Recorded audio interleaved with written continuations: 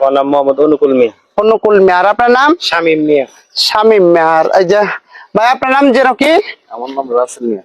তো ওরা আসছে অনেক দূর থেকে, তো আজকে ওদেরকে নিয়ে কিছু অভিনয় বা গান করার জন্য চেষ্টা করব।